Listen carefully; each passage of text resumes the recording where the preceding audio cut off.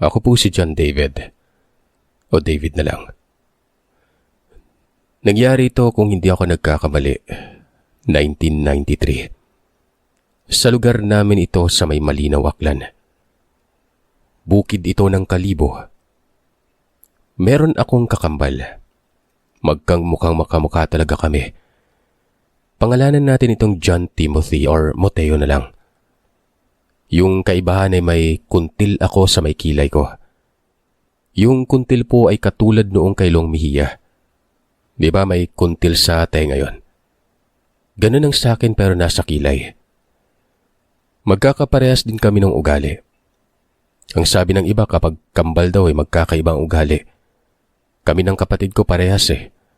Matampuhin, iyakin pero ubod na mga pilyo. Hanggang sa lumaki at nag-edad 17 na. Ito na nga yung sinasabi kong taon. 1993. Kung saan siya naroroon ay naroroon din ako. Sabay kaming graduate ng high school at sabay nagtrabaho. Hindi muna namin piniling magkolehiyo.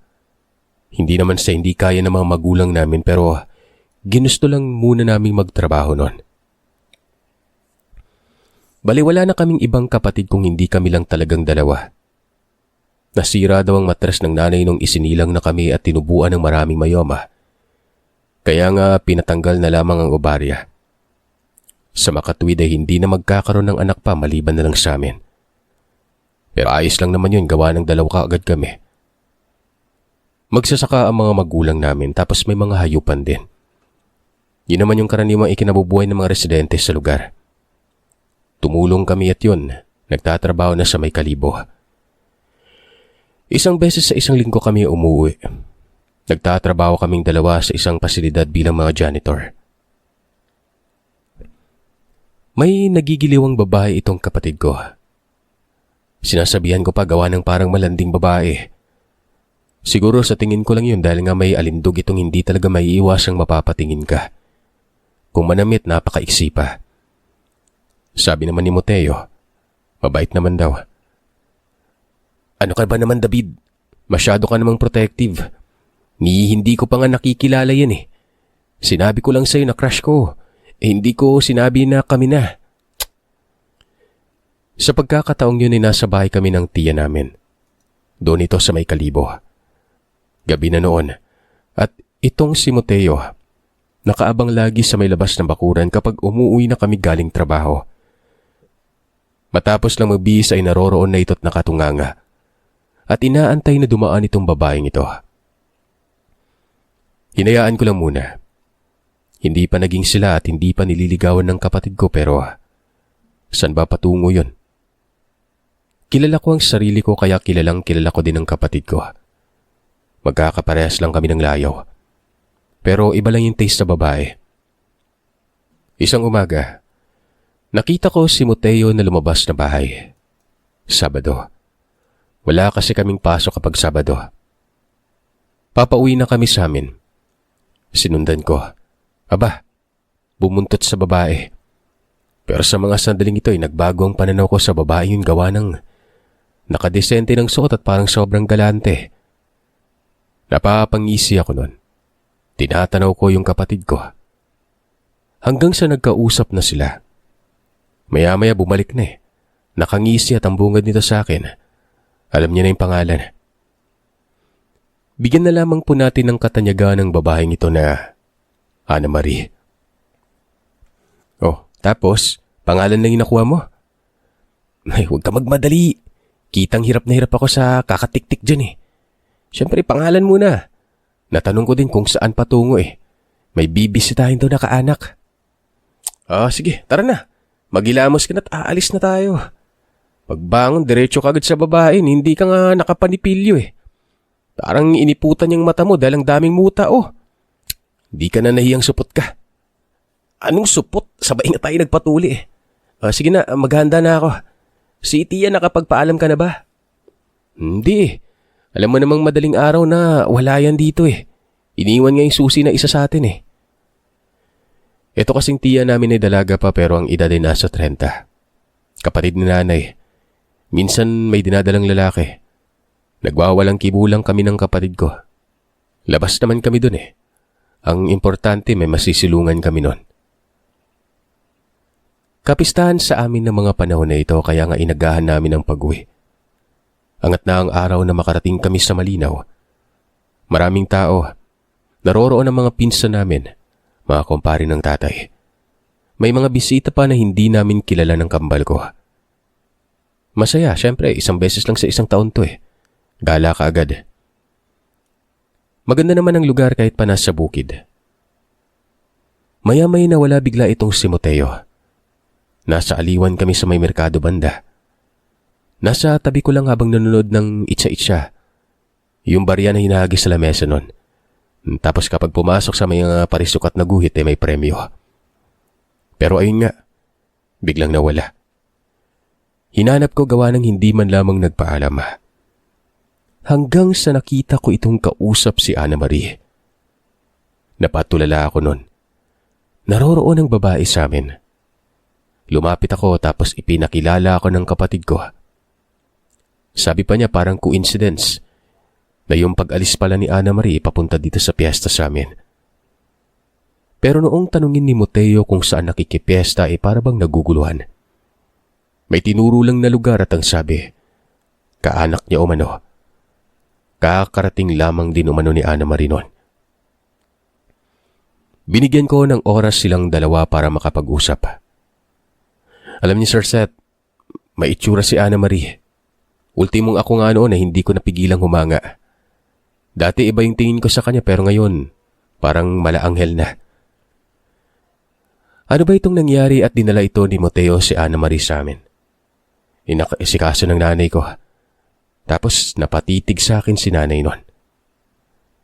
Nga pala, pangalanan natin ang mga magulang namin na nanay Atela at tatay Boyong. Nasa labas ang tatay abala sa kaiinom habang nagluluto ng putahe.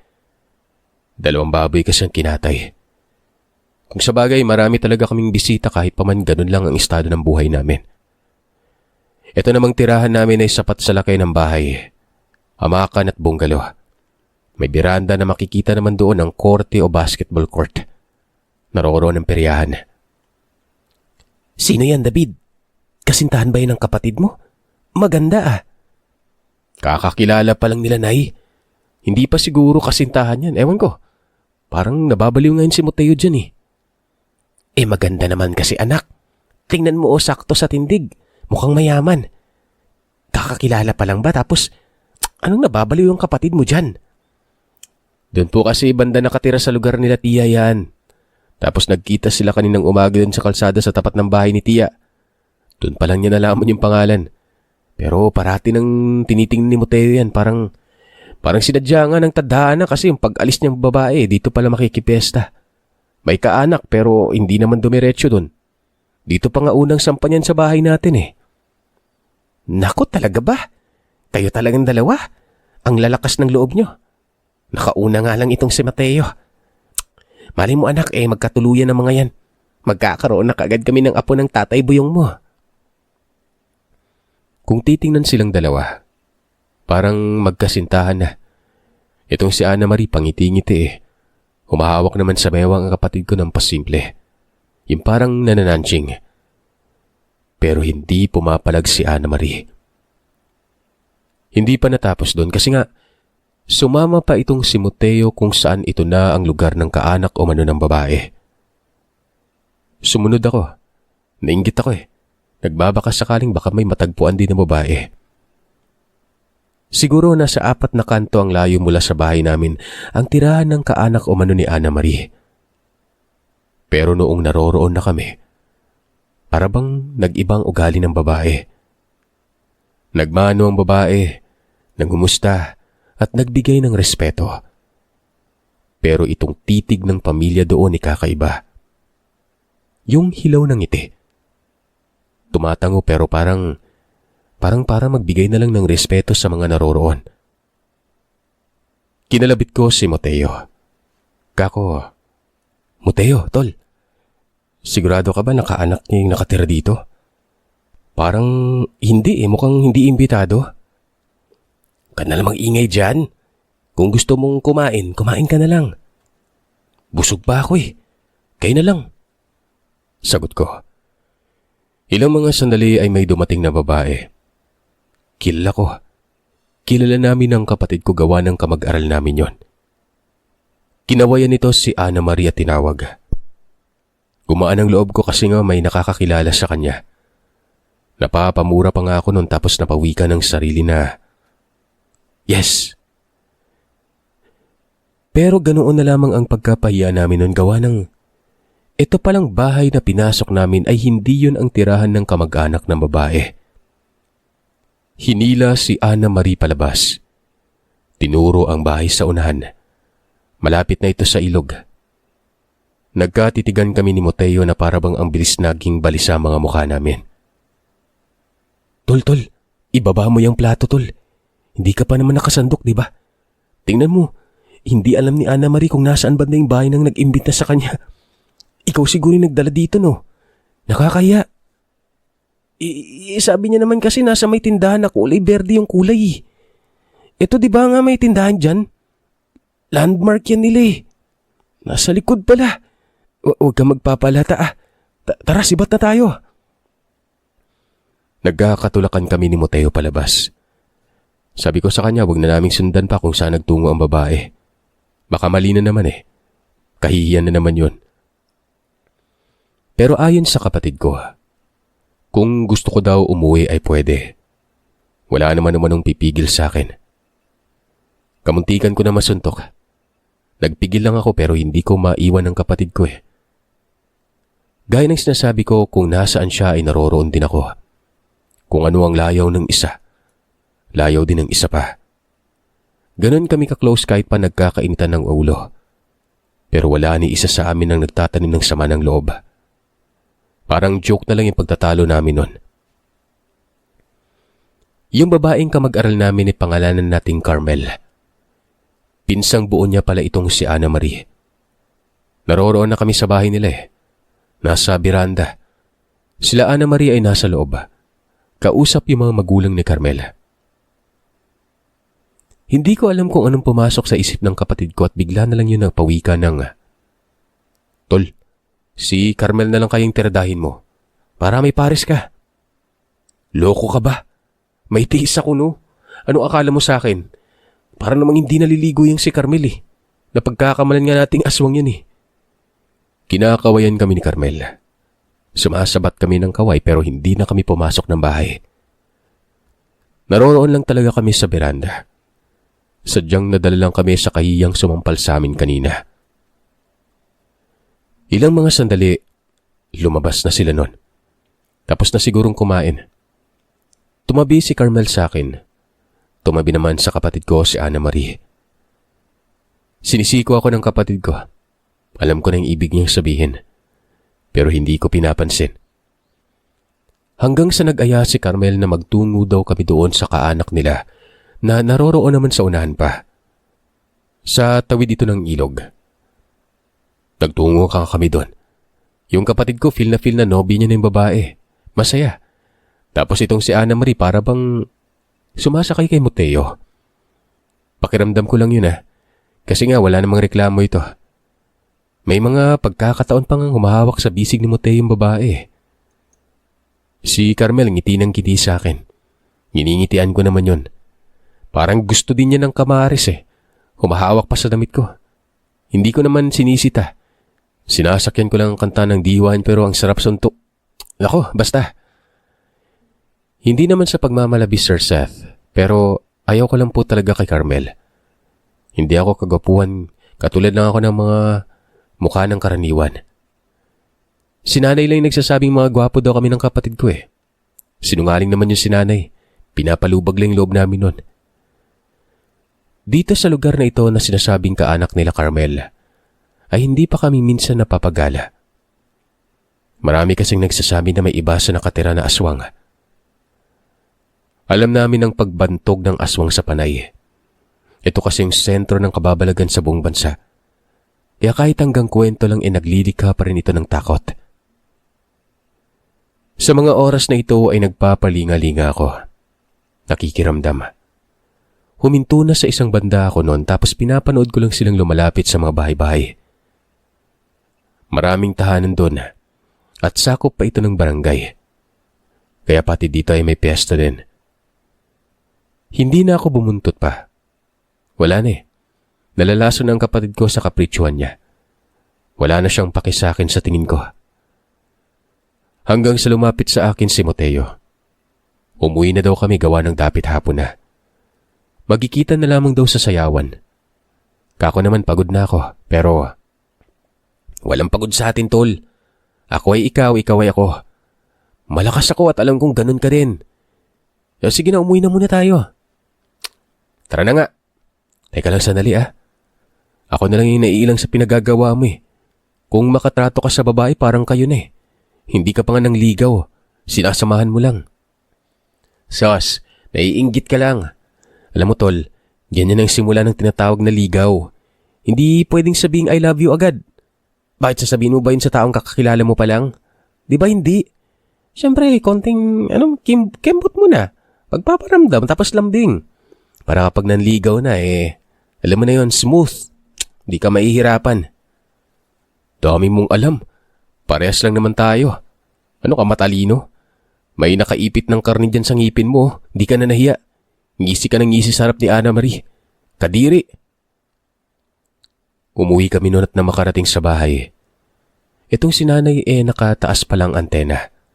Kami ang sinusubaybayan. Paano ba naman kasi ay nagtanong yon sa kung kamusta daw ang lakad namin? May napala daw ba? May nadagit ba umanong babae? Siyempre nay, ako merong paparating. Itong si David nirereto ko kay Carmel kaso ayaw niya naman dun. Mukhang aswang daw. Anong mukhang aswang? Maganda naman yun Naku nay, masyado lang kayo nagmamadali na magkaapo. Pwede naman sa ibang babae.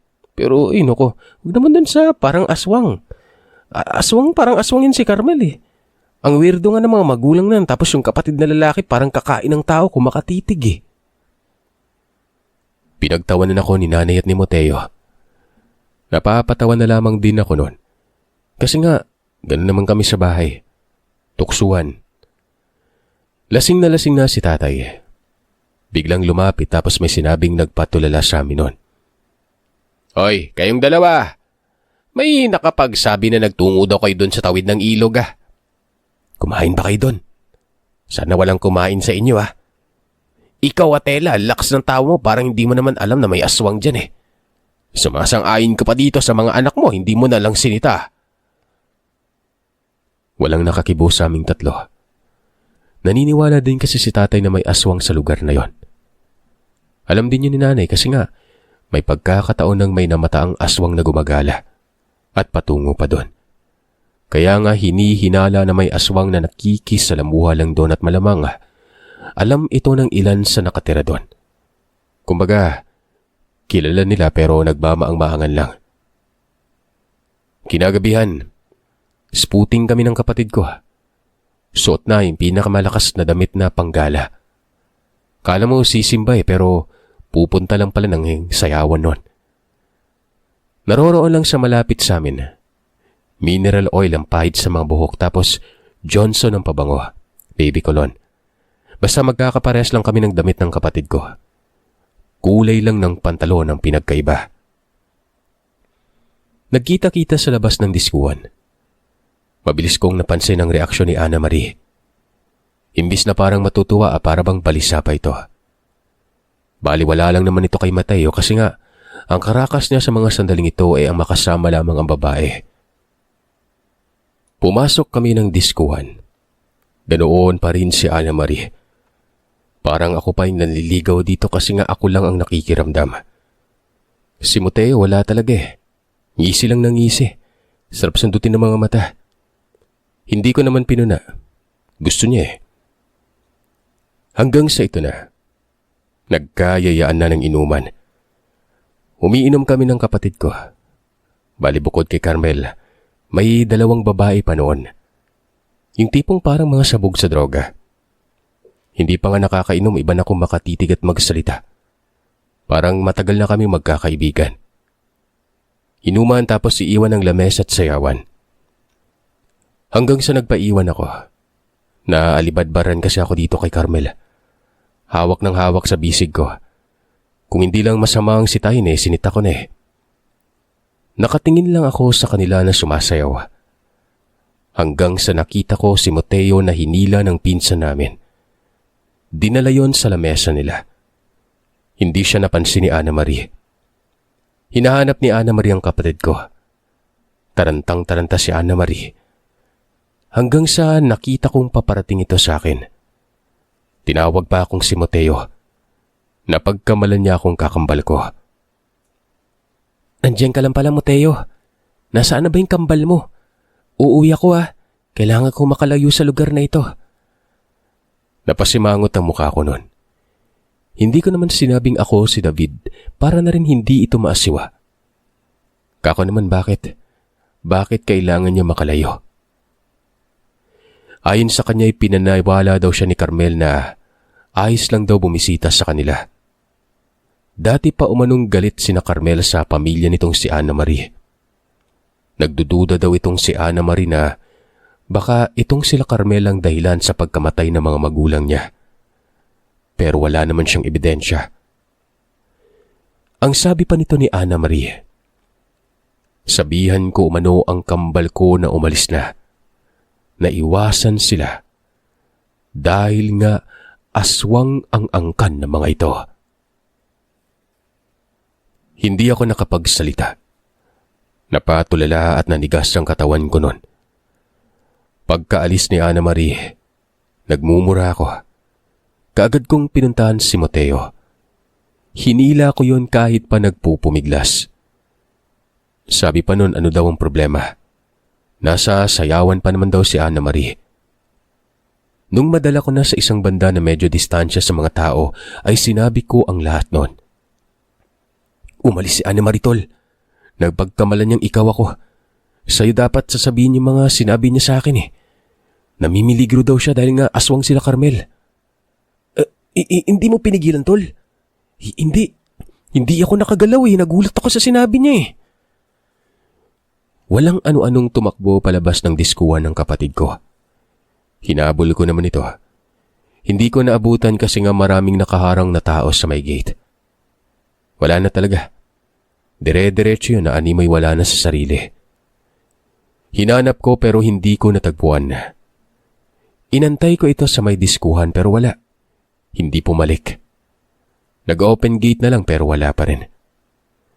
Pinili kong umuwi sa inaakalang baka naroroon sa bahay kaso wala Tulog na si nanay.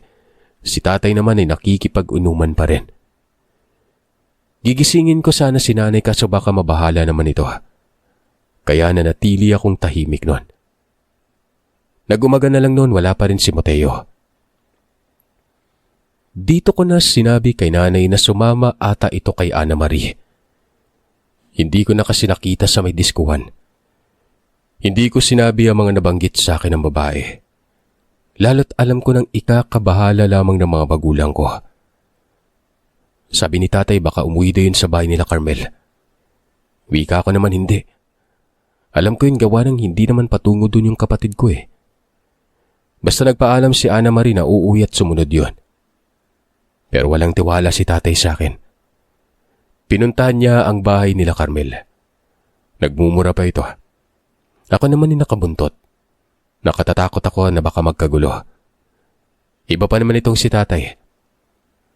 Pero noong bumungad na, ay doon pa lamang gumaan ang pakiramdam ko kasi nga, malumanay na bumati si tatay at nagtanong sa kung naririyan ba si Mateo. Ayon daw sa akin kasi sumama kay Ana Marie noon. Ang naroroon lang ay ang mga magulang ni Carmel. Si Carmel hindi ko nakita. Sabi ng nanay nito ay wala daw si Mateo doon. Wala din si Ana Marie. Katunayan ay hinahanap din daw nila ito. Kasama sa paghahanap sila Carmel. Wala nang ibang pumapasok sa isipan ko na nagtungo siguro ng Kalibo ang kapatid ko. Malakas ang korsonada nun Alam ko yun kasi nga ganun din ako. Tay, may kutob ako. Baka pumuntang Kalibo yun. Ako na po yung bahala. Bababa ako ng bayan ngayon din. Ano ba kasing nangyari anak? Parang nagkakagulo. Sabi ko naman sa inyo iwasan yung lugar na ito Malay mo yung babae pa ng kapatid mo yung aswang Hinaan mo naman yung boses mo, tay. Wala tayong ebidensya. Baka marinig pa tayo ng mga nakatira dyan eh. Basta, malakas ang hinala ko na nandun si Mateo. Sige na, umalis ka na. Siguraduhin mo lang na naroroon na. Huwag na nga kayo magtrabaho eh, dito na lang kayo sa bahay. Sino ba kasing nag-utos sa inyo ng magtrabaho eh, kaya ko naman. May ipon na nga kami ng nanay niyo para sa kolehiyo niyo eh. O siya, sige na, sumibat ka na. Umuwi muna ako sa bahay nun. Kinuha ko ang gamit namin ni Mateo. Maging ang mga damit ay kinuha ko na rin at yung bag ng kapatid ko. Parang wala ako sa wisyo nun. Puyat tapos pawis na pawis. Idagdag pa dyan ang pagkabog ng dibdib ko. Ipinagdadasal ko na lamang na naroroon si Mateo sa may bayan. Dahil kinukutuban din ako na may nangyaring hindi maganda. Lalo't naaalala ko ang mga sinabi sa akin ni Ana Marie na sa pagkakaintindi ko, may mangyaring hindi maganda. Hindi ko lubos mapagtanto eh.